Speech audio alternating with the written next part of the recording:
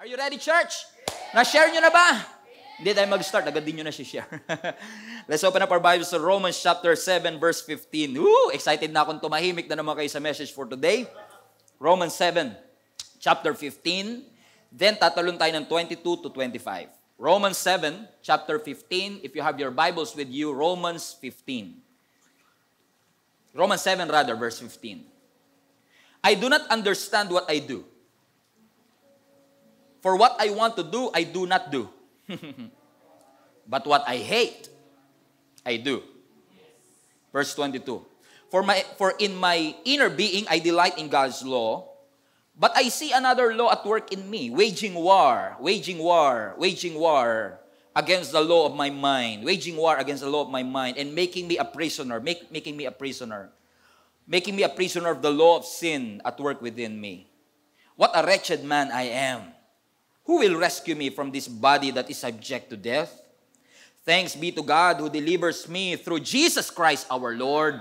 So then, I myself in my mind, I'm a slave to God's law, but in my sinful nature, a slave to the law of sin. I want to talk to you about on this message. Pwedeng i-prophesy nyo, i-convict nyo ang katabi nyo, sabihin nyo sa kanya kung nanonood kayo, lalo na kung kasama ninyo ang inyong pamilya. Sabihin nyo po ang title ng message natin, Guard the Gates. Guard the Gates. Please put that in a chat. Declare it to somebody. Guard the gates. Lahat po ng Kristiyano, mga kapatid, is confronted with temptation. Lahat tayo is subject na tayo pong lahat ay matukso. Ang tukso, hindi po kasalanan. Naalala ko itong pag-uusapan natin tukso kasi last 2 years ago, with the same season before the Daniel fast, ito rin po yung binireveal ng Panginoon na message sa atin. Doon din binanggit ko mga kapatid na ang tukso ay hindi kasalanan. But how you will respond to this temptation will determine if this will be a sin or not. Ibig sabihin mga kapatid, ang tukso in and of itself, hindi naman kasalanan talaga. Pero yung magiging tugon mo doon sa temptation o tukso ang magdidetermine kung ito ba ay kasalanan o hindi. If you look at your life, if you will evaluate ang ating lifestyle, mapapansin nyo that we can be tempted with almost everything. You can be socially tempted. Pwede ka matempt sa alcohol, sa lahat ng addictions mo, cigarettes. Pwede kang matempt ng overeating o katakawan, gluttony. Pwede kang matempt ng overspending o hindi makatarungan at hindi nararapat na paggasta. Amen? Pwede kang matempt sa drugs, pwede kang matempt sexually even. Lalo na yung sexually. In fact, mga kapatid, ang pornography these days is a billion-dollar business. And pornography is invading, amen, dominating our generation. Ang sabi ng survey, 70% ng mga kalalakihan ay addicted to pornography. Pero mas nakaka-surprise, 30% ng mga babaeng Kristiyano admitted that they are addicted to pornography. Which means, mga kapatid, na hindi pala porket Kristiyano ka, exempted ka sa tukso. Ulitin ko ulit. Hindi porket Kristiyano, meron ka ng immunity na hindi ka matutukso. Kaya nga ang sabi ni Pablo sa verse na binasa natin, sa verse 15, hindi ko rin po maintindihan. Kasi kung ano yung hindi ko gusto at hindi ko dapat ginagawa, yun yung ginagawa ko. At yung dapat ginagawa ko, yun yung hindi ko ginagawa. What's wrong with me? Kaya nga sabi ni Pablo, what a wretched man I am. Sino man pwedeng magligtas sa akin dito sa katawang itong subject to death? Parang sinasabi ni Pablo, I realize na kahit ako pala ay naglalakad ng palapit sa Panginoon, nagagawa ko pa rin yung mga bagay na hindi ko supposed to be ginagawa. Bakit? Hanggat tao ka, pwede kang matempt. To be human is to be tempted. Hanggat tayo ay tao, mga kapatid, nandyan lagi ang potensyal na tayo ay mahulog sa kasalanan at mahulog sa tukso. Ibig sabihin, walang level ng anointing, mapapastor, bishop, volunteer, member, walang level ng spirituality o anointing ang makakapagbigay ng immunity sa bawat isa sa atin para hindi na po tayo matukso. Kaya nga sabi mismo ng ating Panginoon sa Matthew chapter 26 verse 41, Tagalog to para severe, magbantay kayo at manalangin upang huwag kayong madaig ng tukso. Ang spirito'y nakahanda, Ang spirito ay malakas, ngunit ang laman ay mahina. Grabe. Sinabi mismo yan ng Panginoon sa atin, magbantay kayo. Lagi kayong mananalangin. Kasi lahat tayo is subject to this temptation. Yun nga lang mga kapatid, minsan dahil sa kakahihiyan na dala ng pagbagsak natin sa tukso, minsan nahihirapan tayo maging open, nahihirapan tayo humingi ng tulong sa ibang tao, kaya tinuring na lang nating silent battles ba? Battles ko to, ako lang to. Huwag niyo na pakialaman. Masyado na kayong busy sa buhay. Bigay mo kay Lord dyan. Si Lord, madami nang pinapaikot ng planeta. Ayoko nang dumagdag. Masyado na siyang busy. Amen? Meron tayong gano'n na parang silent battles. Tinatago natin yung pain. Sugatan ka na, ayaw mong aminin. Akala mo magaling ka na, pero ang totoo, tinakpan mo lang. Naalala niyo, nung bata kayo, may sugat kayo, tinakpan niyo ng band-aid. Hindi porkit tinakpan mo ng band-aid, magaling na siya. And some of us are covering it up without actually pursuing healing sa mga wounds na meron tayo. Ang temptation mas lalong lumalakas kapag mag-isa ka lang. Ang temptation mas lalong lumalakas. Napansin niyo, ang sugat, pagka hindi pa magaling, kada hahawakan mo mahapdi. Kahit patakpan mo yan, matabig lang yan, mahapdi, hanggat hindi ka gumagaling, kapatid. Hanggat hindi mo nararanasan yung total healing na ibinibigay ng Panginoon, you will be in pain as a result of falling into that temptation. Tignan nyo ang anatomy ng temptation, James 1:14-15. Temptation comes from our own desire. Lalim nito. Lahat ng temptation galing yan sa desire. Tatandaan nyo to mga kapatid, hindi ka tutuksuhin ng kaaway sa bagay na ayaw mo. Kasi alam ni Satan, hindi ka mafo-fall.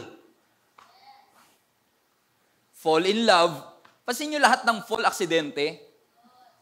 Pag nahulog ka sa hagdan, sabi mo, oy, destiny, nahulog ako sa... Hindi mo sasabihin, destiny yan.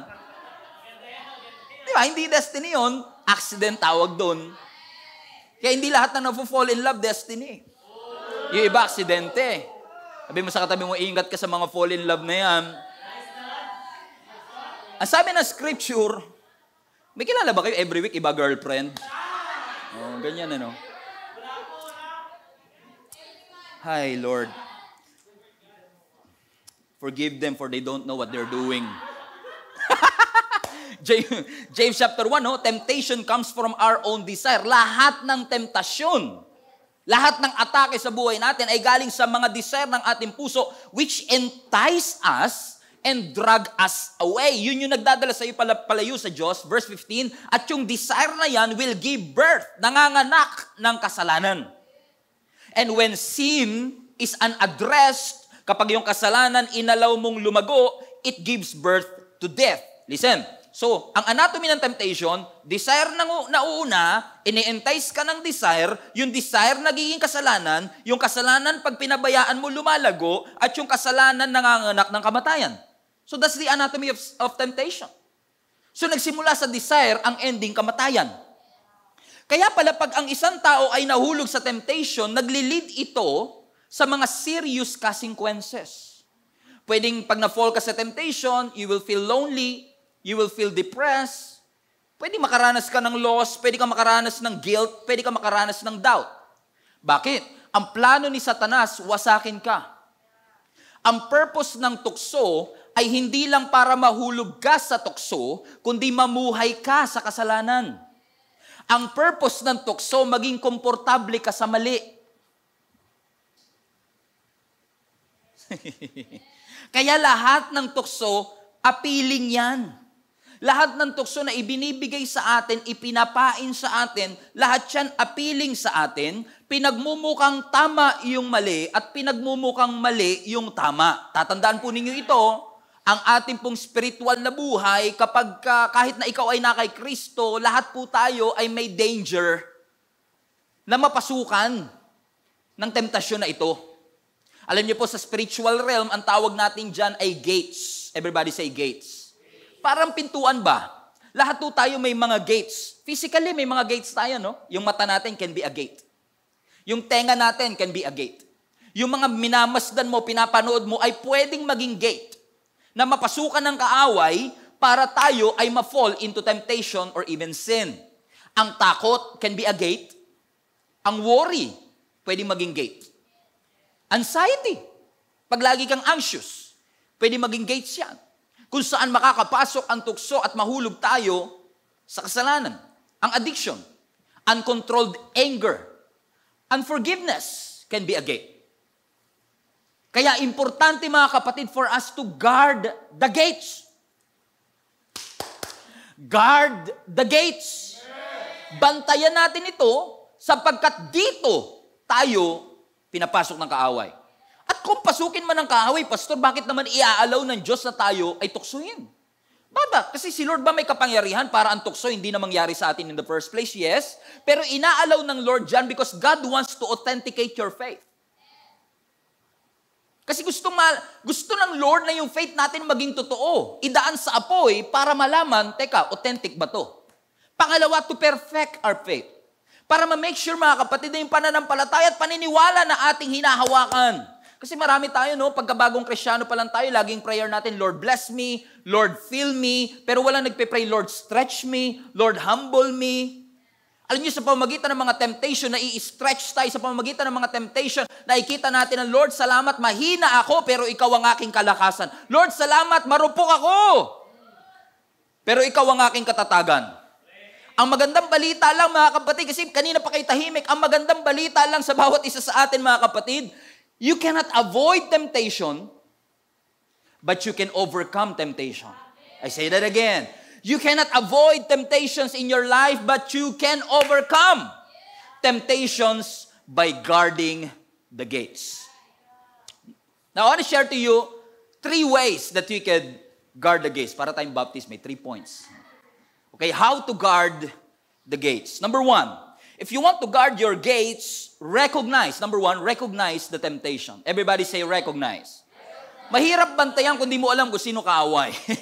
Mahirap bantayan kung papasok ka ng papasok, di mo alam kung masamang loob ba, magnanakaw ba, stranger lang ba to. Alam niyo, one of the most effective weapon and arsenal of the enemy is deception. Kaya hirap tayong i-recognize ang mali at ang temptation kasi nga, deceived tayo. Pinagmukhang tama yung mali at pinagmukhang mali yung tama. Tatandaan nyo to, sa lahat ng tukso, may tuso. Spell nyo yung tukso. Tanggalin yung K. Tuso. Lahat ng tukso, merong may pakana. May tuso. May mandaraya. May nagdi-deceive sa'yo. At ang deception, yung pandaraya, yan yung building blocks. Yan yung parang hollow blocks na ginagamit ni Satan para mag-build ng stronghold sa buhay mo, para magising ka na lang isang araw, kulong ka na at di ka na makalaya. Nararanasan nyo ba yun minsan na parang ang bilis ng pangyayari? Last year lang malapit pa ako kay Lord Last year lang may joy pa ako Kasi wala tayong kamalay-malay, dinaya tayo, ginamit ni Satan yung mga tendencies mo, mga issues mo, mga frustrations mo, mga galit mo sa buhay, ginawang building blocks. Okay lang yan. Normal lang yung nararamdaman mo. Kaya nagulat ka na lang, kulong ka na. Ibig sabihin, nadaya ka kasi hindi ka aware. Hindi mo nare-recognize ang mga temptation na meron sa ating buhay. Kung ma-realize mo man, huli na ang lahat. Hiwalay na ang pamilya bago mo ma-realize na daya ako. Lugi na yung negosyo bago mo na-realize na daya ako. Alam nyo, maraming scam sa buhay. Yung networking, scam niyan. Hindi lahat May mga networking na scam. Ingat kayo dyan. Pero marami ring relationship na scam. Pinaglutuan ka, pinagpuyatan ka, sinabihan ka ng I love you, sinabihan ka pa nga, ikaw lang ang babae para sa akin, papakasalan na talaga kisa. Scam. Bakit? May asawa na Hindi sinabi sa iyo. Ano nangyari? Masyado kang overwhelmed ng I love you niya, hindi mo alam, nag-I love you din sa iba.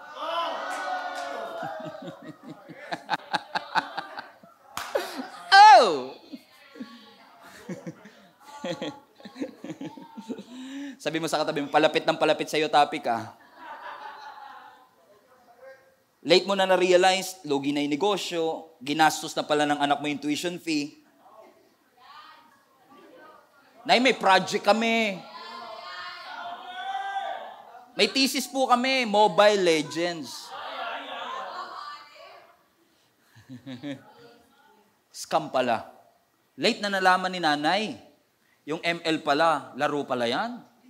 Napaglaruan yung kanyang pakiramdam. Ano ibig ko sabihin, mga kapatid?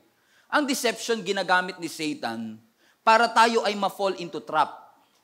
And deception by definition, hindi mo alam na dinadaya ka. Kasi kung alam mong dinadaya ka, hindi ka madadaya.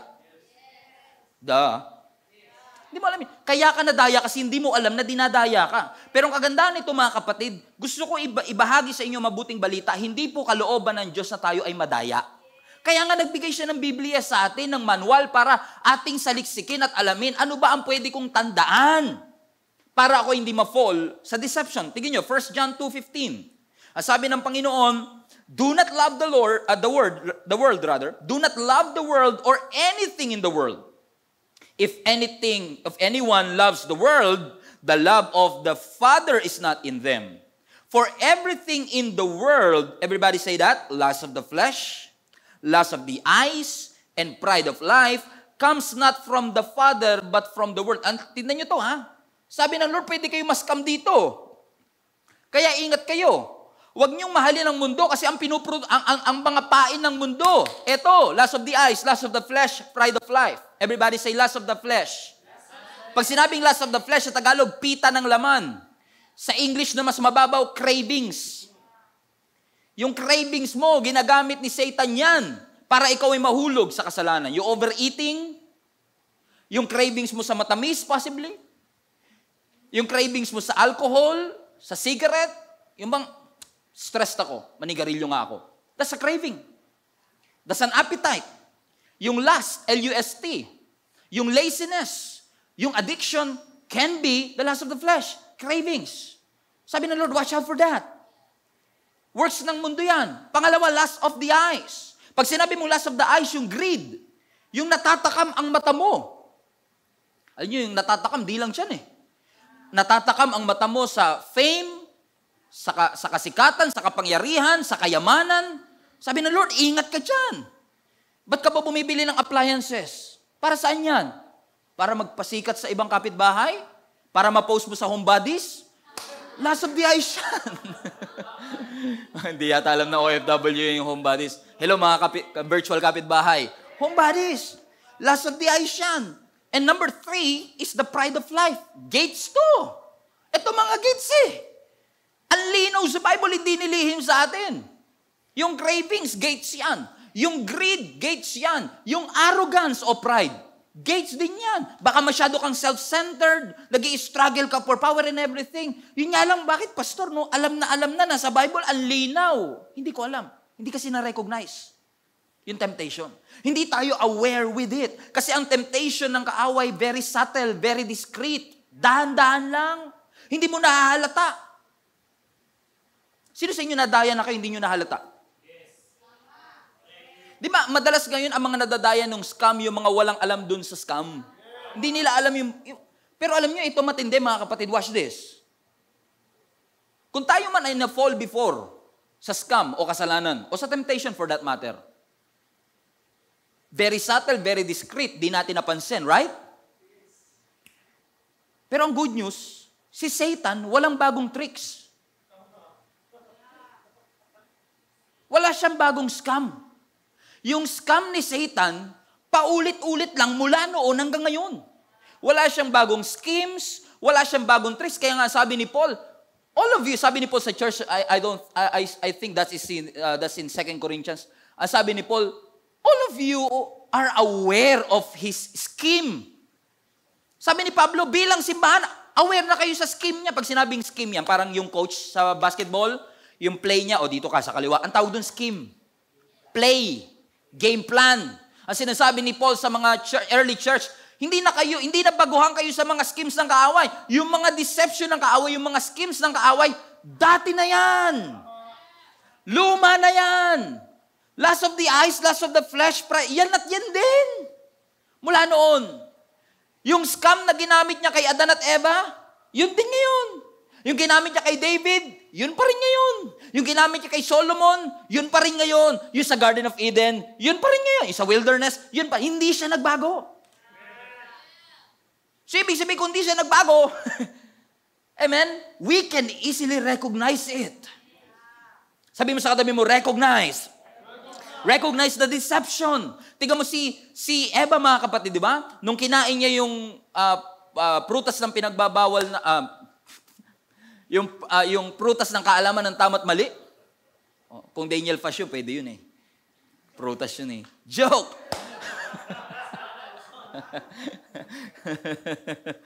Si Eva, di ba? Amen? Nung siya ay diniceive ng kaaway, ang sabi ni Satan sa kanya sa pamamagitan ng ahas, did God really say? Ahas nagsalita eh. Mais lang yun. Did God really say? Ahas nga eh. Tingnan nyo ang tanong ni Satan, talaga ba sinabi ng Diyos? Tingnan nyo, Satan will always question the integrity of God's word. Satan will always twist. Kaya hindi natin ma-recognize minsan, kasi nga pinagmukha ng tama yung mali. Ginamit ni Satan, sabi ni Satan, talaga ba sinabi ng Diyos yan? Mapapansin niyo mga kapatid, sa atake ni Satan, he will always question the integrity of the word. Number 2, laging ipapamukha ni Satan yung bawal at hindi yung pwede. Nag-focus si Satan eh, talaga ba sinabi ng Lord na bawal to? Bakit kaya? Ba't kaya bawal? Pinagmukha ni Satan na may pinagdadamot ang Diyos. Pinagmukha ni Satan na madamot ang Diyos. Kaya parang si Eva, oh ano? Ano yun, sabi ng mga Bible scholars, between 2,500 to 10,000 kinds of trees meron sa Garden of Eden. 2,500 to 10,000, not trees ha, kinds of trees. In the Garden of Eden, dalawa lang sila. Adan at Eva lang. There's no way na maubos mo at makain mo yung 2,500 to 10,000 kinds of trees. Pero anong deception ng kaaway? Mag-focus ka dito. Ito yung bawal. Damot Diyos nyo. May winibidhold ang Diyos nyo. Hindi na-recognize na Eva eh. Kasi kung talagang hindi ka solid, hindi ka nag-dwell sa Word of God, mababago perspective mo eh. Kasi yung Word of God na binasa mo, tas kinote ng, parang iba yung kinote niya. Money is the root of all evil daw. Money is hindi, sabi ng Bible, the love of money. Tingnan nyo, may twisting. May deception. Pinagmumukha ni Satan na madamot ang Diyos sa'yo. Okay lang yan. Magbisyo ka. Marami kang namimiss pag di ka nagbibisyo. Okay lang yan. Ang dami-daming pwede. Kung ano yung bawal, yun ang sasabihin ni Satan, itry mo yan, mas masarap mamuhay sa mali. Kaysa lumakad sa Panginoon. Sex is just physical. Okay lang yan. Iligo mo lang yan, okay na. Pero hindi papakita ni Satan yung emotional attachment, yung soul attachment. Okay lang, tignan mo yan. Hindi mo naman hahawakan eh. Yan. May kilala ba kayong ganun? May katabi ba kayo na pag may nakitang chicks, di ba? Sisiw ba? Chicks. Pinakitang chicks, no? Sinundo na, hinatid pa. Grabe yun, no? Sinundo mo na, hinatid pa. Di ba, lagi ko nga sinasabi sa inyo, yung unang tingin, minsan, hindi mo mapipigil, pero yung pangalawang tingin, Brad. Sasabihin ni Satan sa iyo, okay lang, tignan mo yan. Hindi mo naman nahawakan eh. Ano yun? Deception ng kaaway yan eh. Pagka nahawakan mo na, okay lang hawakan. Hindi mo naman titikman eh. Pag natikman mo na, okay lang tikman, di mo naman ngunguyain eh. Tingnan mo, look at the progression. This is a deception, yo. Paulit-ulit tayong dinadaya, my friend. Alam niyo ba feeling na nadaya kayo? Na nahack yung Gcash nyo?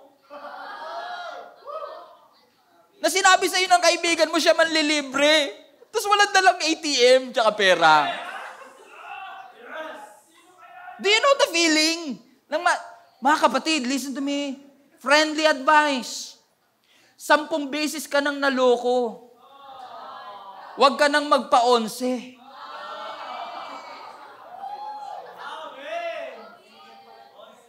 Learn to recognize the temptation.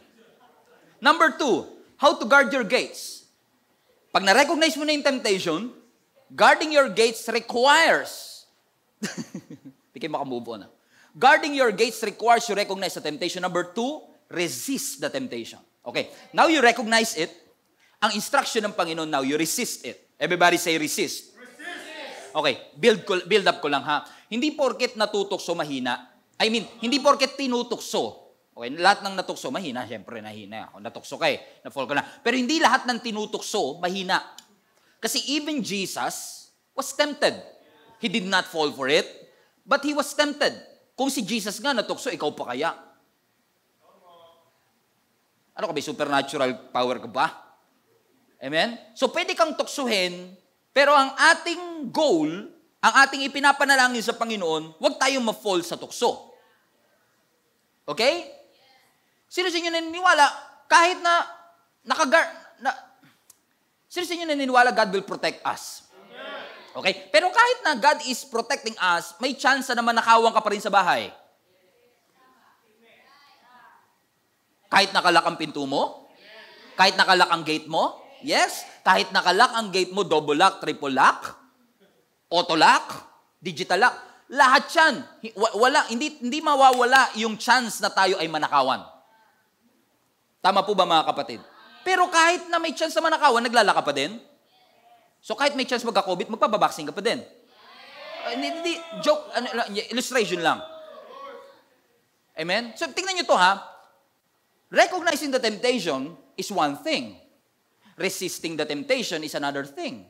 Halimbawa, for the sake of illustration, one day, natutulog ka, paggising mo, nagkatitigan kayo ng magnanakaw. Yung magnanakaw, hawak-hawak yung TV mo, tapos nagkatitigan, alam niyo yung ganung, nagkatitigan kayo ng magnanakaw, tapos bagong gising ka, tapos yung magnanakaw, hindi pa tapos magnakaw. Sasabihin mo ba sa kanya, hindi pa ba kayo tapos? Sige, tulog lang muna ako, tapusin nyo na lang muna yan. Right? Hindi mo yung gagawin. Na-recognize mo may magnanakaw, pero hindi mo pinalayas.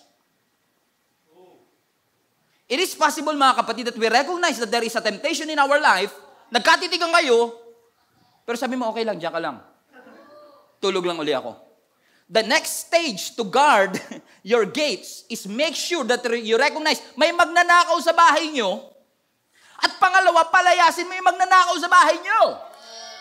Do everything in your power and authority to get rid of the enemy. Napalayasin natin sila. Kung may demonyo, tayo minsan magka-cast out na lang tayo, bait pa natin eh. In the name of Jesus, I cast out the spirit of fear. Ang bait mo pa eh. Parang sinasabi mo, okay, nagmerienda ka na ba? Magnanakaw, pinagmerienda mo pa eh. Tapos after niya, layas ka na ha. No, you have an authority. You have an authority not just to resist, but cast out this evil. Napaka-importante mga kapatid kung sino-sino ang pinapapasok mo sa bahay mo. Physically, sa bahay namin, hindi ako nagpapapasok ng kahit sino. I guard my gates. Only those people na malapit sa akin, yung kaya ko makita na may muta pa ako sa umaga. Because what you allow in and who you allow in matters. It matters. Everybody put that in the chat. What you allow in, who you allow in, it matters. Be careful kung sino inaalaw mo sa marriage mo. Be careful kung sino-sino inaalaw mo at ano-ano ang inaalaw mo sa thoughts mo. Mag-ingat ka kapatid kung ano-ano ang mga pinapakinggan mo, kung anong pinapasok mo sa katawan mo. It matters. Resist the temptation. Resist the evil because what comes in will come out. It matters. That's why it's really important, mga kapatid, not just to recognize the temptation, but ano daw? Resist. Ang sabi ng James 4:7, submit yourselves then to God. Everybody read that. Resist the devil and he will flee from you. Actually, ang context ng James 4, sinasabi ni James sa early church, ba't kayo nag-aaway-away? Ang gulo-gulo kasi ng church at that time. Away sila ng away, may inggitan, may adultery, asawa ng may asawa, inaasawa nila. Sabi ni James, anong kaguluhan to? Anong ugat ng mga fighting at quarrel ninyo? Alam niyo, ang ugat niya, sabi ni James, yung nasa puso niyo. Kung anong laman yan, yung nakikita nating away, epekto lang to. Yung sinasabi ni James sa konteksto ng James 4. Kaya sinasabi niya, kinaibigan nyo kasi yung mundo, pinapasok nyo, alam nyo magnanakaw, ayaw nyo palayasin, ngayon ang epekto, what comes in will come out. Ang epekto, nagkakagulo tayo. Kaya sabi ni Pablo sa James 4:7, ang solusyon, submit yourselves before God and resist the devil and he will flee from you. Gusto niyo ba mga kapatid that the devil will flee kapag inutusan mo?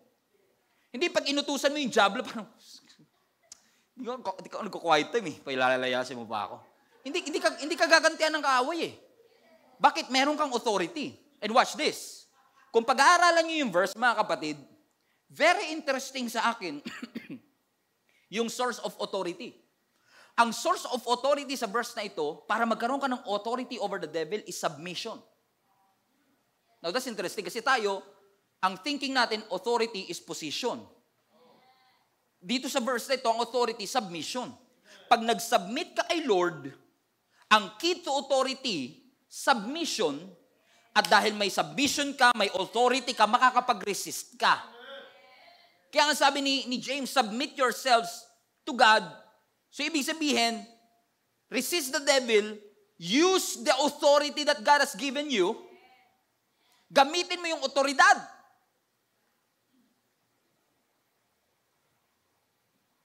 Na ibinigay ng Panginoon sa iyo. That greater is He that is in you than he that is in the world. Use that authority to make sure that the devil will be out of your life. Pag pinapasok mo na kasi sa mata mo, it will affect your life. If you allow it in your ears, it will affect your life. If you allow it in your mouth, it will affect your life. What you allow in and who you allow in, it matters. Yung inggit, yung galit, yung unforgiveness, yung kakulangan mo sa validation, kulang ka sa validation, kinukuha mo sa iba. Legitimate ang need mo. Hindi ko inaalis. Pero wag mong kunin sa illegitimate source. Kung merong identity problem, wag mong kunin sa Facebook likes. Pag mas maraming magla-like, andun yung identity ko. Feeling ko, ang pangit-pangit ko, mag-post kaya ako. Pag naka 100 likes, maganda ako talaga. I woke up like this. Hashtag no filter.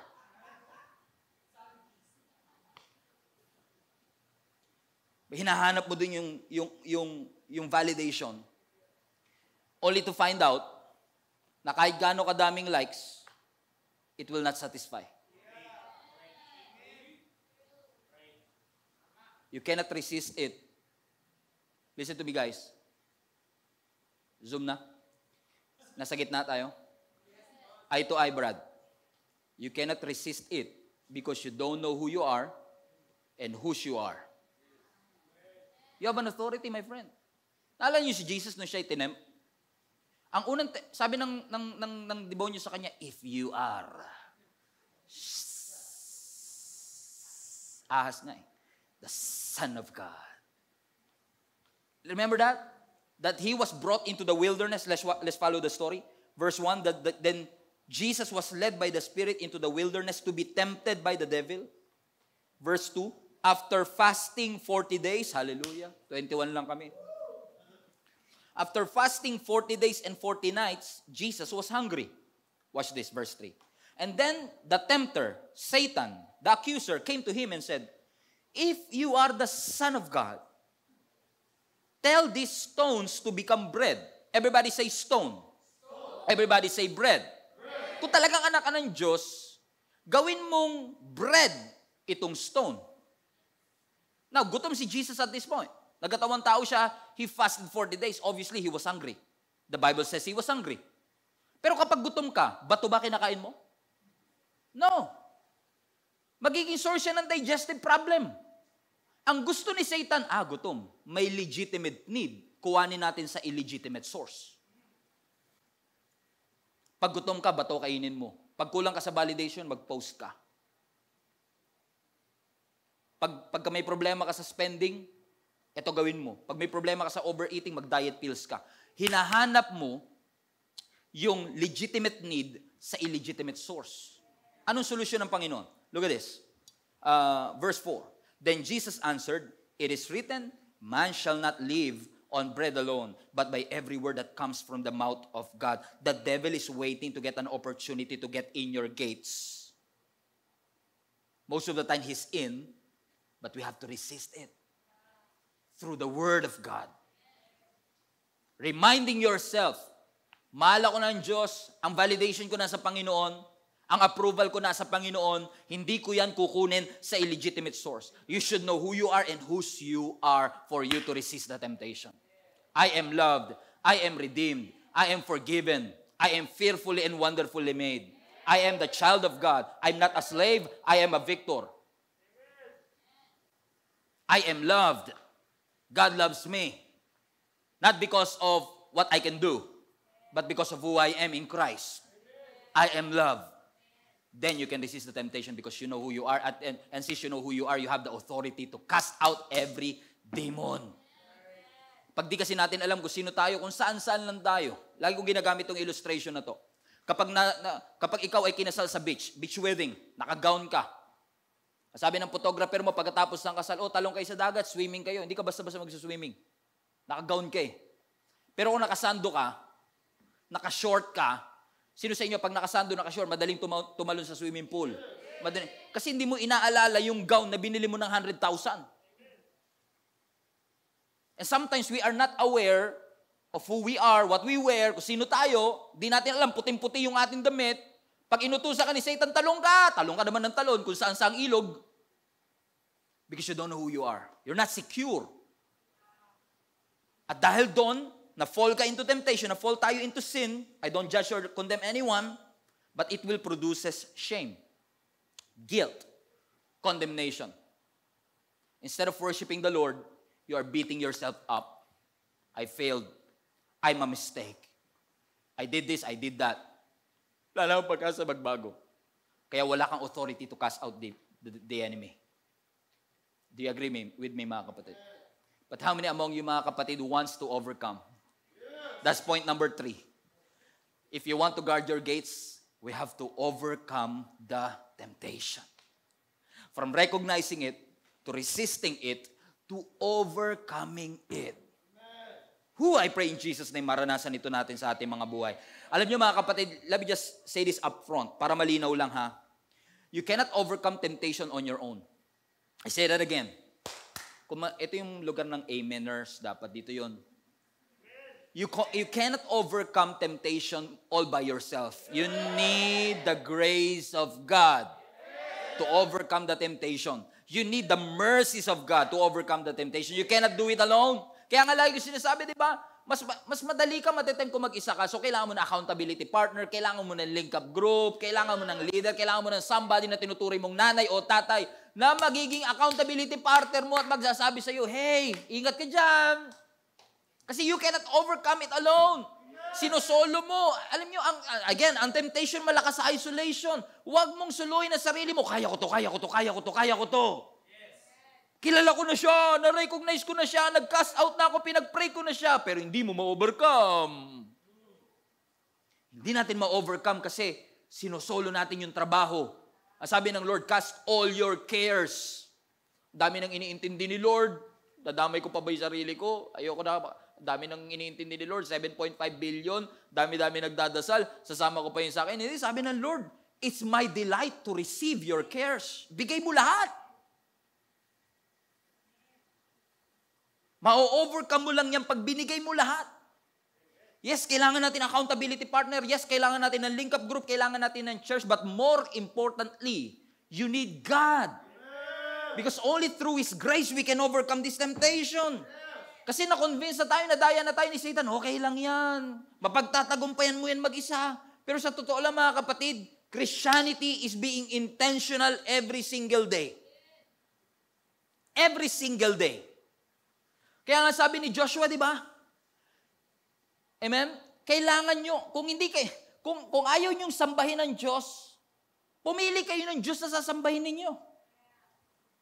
Kailangan mong pumili. Sinasabi ni Joshua, hindi ko kayo pinipilit na sambahin yung Diyos na sinasamba ko, pero at least pumili kayo ng Diyos nyo. Kasi yun yung magdidetermine sa mga desisyon nyo. Kung araw-araw tayong pumipili ng damit na ating susuotin, dapat araw-araw tayong pumili ng Diyos na sasambahin natin. At sasabihin natin, Lord, from this day forward, I'm gonna entrust everything to you. I don't know, I cannot do this on my own strength. Hindi ko to kaya with my own might, but I entrust everything to you, my emotion, my finances, my everything, my health, everything to you, God. May mga deception, may mga temptation, pero sa grace mo, Lord, I cannot just resist it. I will overcome it. Enough is enough. I need the grace of God to overcome this addiction. Enough is enough. I know by God's grace, I can overcome this temptation, this addiction. I'm not a slave. I'm a victor because of Jesus Christ. Now, ang nangyayari, you are Jesus conscious, not self-conscious. Conscious ka sa grace ng Lord. Lord, thank you. Sa grace mo. You're losing a lot, kapatid. A lot. A lot of things. Because of our wrong choices. Pero salamat sa faithfulness and grace ng Panginoon. Ang sabi ng 1 Corinthians 10, I will close with this. So, 1 Corinthians 10, so if you think you're standing firm, be careful that you don't fall. Be careful that you don't fall. Verse 13, no temptation has overtaken you except what is good to mankind. And God is faithful. He will not let you be tempted beyond what you can bear. But when you are tempted, mabuti ang Diyos. Hindi kanya hahayaan na ma-fall into temptation. Pero in case, in case you'll fall, He will also provide a way out so that you can endure. I'm not against counseling, pero hindi counseling ang way out. I'm not against therapist, pero hindi therapist ang way out. Pastor, addicted ako sa pornography, pero huwag kang mag-alala, pag nagkaasawa ako, ma-overcome ko to. Hindi, getting married. Amen? It's not a way out of pornography. Even married couples are struggling with pornography. Pastor, I have an eating disorder. Diet pills ang solution dito. No. Diet pills is not a way out. Having more money is not a way out of overspending. It's not your struggle. It's not your efforts. It's not your willpower. It is the Holy Spirit's power alone that we can overcome. Hindi yung ating mga nakasanayan, hindi yung discipline lang natin, discipline sa oras, discipline sa pagkain. I'm all for it. Be disciplined. By all means. But this is not the way out. God used it to help you. God used it to restore you. God used it to recover you. But Jesus is the only way out. Jesus and His grace is the way out of overeating. Jesus is the way out of that addiction. Jesus is the way out of that adultery. Jesus is the way out of that sin. Jesus is the way out of that bondage. Jesus is the way out of that masturbation. Jesus is the way out of that addiction to pornography, to cigarettes, to vices. Jesus is the way out. His grace is the way out. How I wish I could preach to you 7 steps to overcome, 5 steps to overcome. I cannot. Because I recognize, hindi ito natural. Hindi mo pwedeng labanan ang supernatural attack ng natural weapon. Ang weapon mo dapat supernatural din. Word of God, grace of God, mercies of God. Remind yourself, I am a child of God. I'm not a slave. I'm a victor, never a victim. I'm the head, not the tail. I am above, not beneath. I have to be reminded, all by your grace, Lord, I can overcome everything that I'm going through right now. I am in no way condemning or judging anybody. If you're already fallen into that temptation, fallen into that trap, sin, I'm here to tell you, my friend, there is a way out. Not even your faithfulness, but God's faithfulness is the way out. He, our God who is faithful, will provide a way out so that each and every one of us can endure. Come to Jesus, as messed up as you are. Come to Jesus as addicted as you are. Let Jesus heal you. Allow Jesus for you to experience His grace. Allow Jesus to protect you. Allow Jesus to heal you. Allow Jesus to wipe away your tears. Allow Jesus to be at the center of your relationship, to be at the center of your home, to be at the center of your life. Allow Jesus and His grace Walang masama sa willpower. Walang masama sa discipline. Walang masama sa counseling. But always remind yourself, Jesus and His grace will empower me to overcome all of these things. Not just resist, not just flee, but overcome the works of the enemy in my life. Father God, You're amazing. Your grace is enough. Your mercies are new every morning. I recognize, Lord God, marami po sa akin mga kapatid ang nag-i-struggle with different kinds of temptations in our life. Temptation sa aming mga physical bodies. Temptation sa aming mga emotional health. Temptation sa aming mga spiritual health. But Lord God, we recognize Your grace is all we need. Amazing ka, Lord. Lord, salamat, Panginoon, na sa kabila po ng aming mga pagsubok na pinagdaraanan, hindi ka bumitaw sa amin, Panginoon. Salamat, Lord God, that through You, we can do all things. Through You, we can overcome the impossible. Through You, we can be healed. Through You, God, we can be restored. Lord, marami po sa amin, are whole on the outside, but wretched, destroyed on the inside. I command the angels, Lord God, to comfort us, minister to us right where we are, for us to receive the healing, the restoration. Kapatid, open up your hearts to God.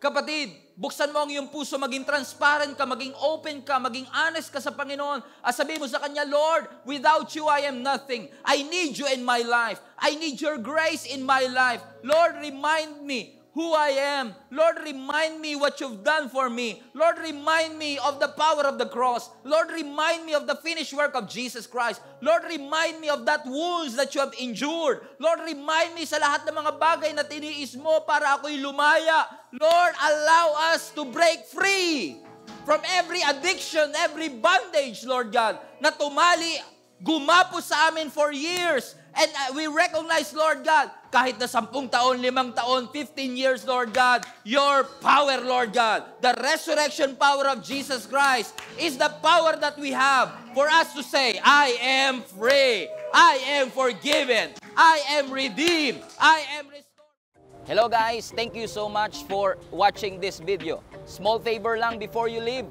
please do not forget to share this video to your friend. Sabi nga nila, sharing is caring. Hindi natin pwedeng i-underestimate ang kapangyarihan ng pag-share ng simpleng video na ito sa kanila. All you have to do is click that share button and you'll never know kung sino-sino ang pwede nating maabot. One more thing, if you can, please do not forget to subscribe to this channel para wala ho kayong ma-miss na kahit anong video or live stream every weekend. Alam nyo mga kapatid, napakabuti ng Diyos for we are able to reach out to you kahit nasa ibang parte pa man kayo ng mundo.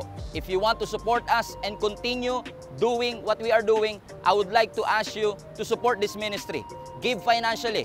Help us na magawa po namin ang aming misyon na punuin ang langit. All you have to do is click that link, www.giacmnb.com/give. At alam nyo mga kapatid, ang inyong support will greatly help us para magawa po namin ang pinapagawa ng Panginoon sa amin. Once again, thank you so much for watching this video. See us again sa susunod pang video. Lagi po niyong tatandaan, punuin natin ang langit, and let's fight for our family. God bless you.